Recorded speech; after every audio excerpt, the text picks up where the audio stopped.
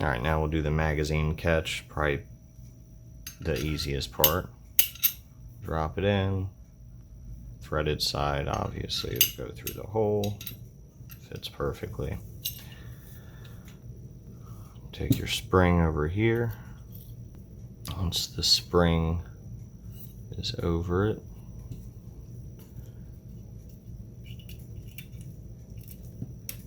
just get it started on there. It's on. Alright, once it's just started on there, you're just going to push it through. Then you're going to screw down on this side. Push it in a little bit extra. You don't want to nick your brand new receiver.